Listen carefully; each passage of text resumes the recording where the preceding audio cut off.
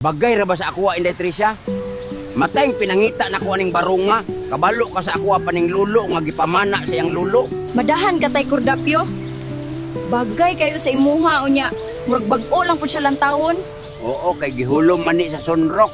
Ako lang gisukod. Kay mao ni akong sulubon sa inyo ang kasal ni Goy. Mayo untag madayon jud ang kasal tay kay kinsa naman toy makaabogado nga nawala lang magkalit si Jumong. Mao gani nay dakong tubol nga gababag sa agianan sa tae. Maayo untag lamdagan lang imong inahan kay siya lang gyud kontrabida.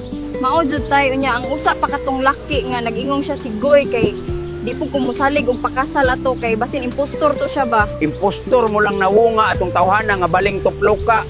Pero hatagi lang og chance kay wa man puta na sayod sa tinuod. Nanay tubig para ligo sa kong bibig ko. Basin po taon ma-appreciate niya ning akong pagka-hardworking student, oy. Pero kung tinuod yun nga siya si Goy tay, dili na ba siya mabalik sa iyang itsura? Base sa ako ang nabalaan nga temporaryo lang yun ang gahom ni Undoy. Pero wa lang ko nasayod kung unsaon o kanus ma-expire. Kapoy na this life, oy nga. Nangita na gani kong paagay makasal lang mi. Di naman ako tuuhan sa akong true identity.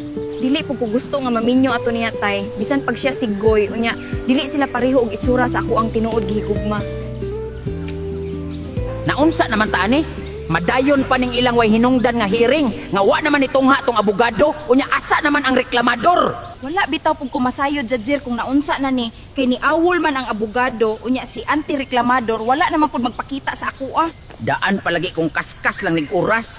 Naglagot na ako ang mga barkada sa ako kay absinot na ko sa among madyong sesyon tungod ani. Pasensya gyud judger kay bisan ako naka-realize pud nga may pagwa na ko dawata to nga kliyente. So ikaw na lay decide judger kung unsaon eh. Aw unsa pa man di ay atong angay buhaton nga kita naman lamang duha dire. Therefore I officially consider this case closed. Maayong udto sa atong mga kahigalaang unggoy no.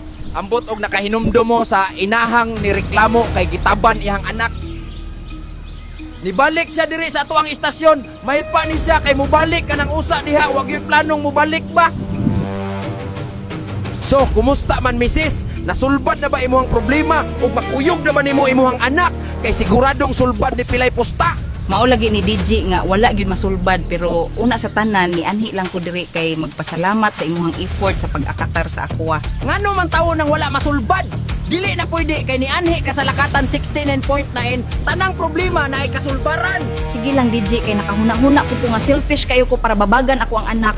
Pero hinaot nga kanang sigoy kuhaon pud ako ang salig para di ko mabalaka. Na lantaw ra mga listeners, adunay kasulbaran gyud diri sa atuang istasyon. Ang inahan karon dili na pud kuno siya mubabag tungod lang sa atong tabang. Ang desisyon na alang gyud sa imuha Inday Tricia. Kay ako igo lang po kung gaagad ninyo. Pero sayanga sa akong barong kung dili madayon. Kabalo man jud katay nga si Goy ako ang gihigugma. Maong kung katong tawhana ako ang pakaslan, murag dili gyud ko malipay sa among kaminyuan. Trisha, mawiwi ko honey once. Nangalos ko gikan for you to take a bath na. O naaraman di ay sigoy. Ay kato maning tao. Ay sigoy. Ang tao pastilan na unsa na iyang dalunggan.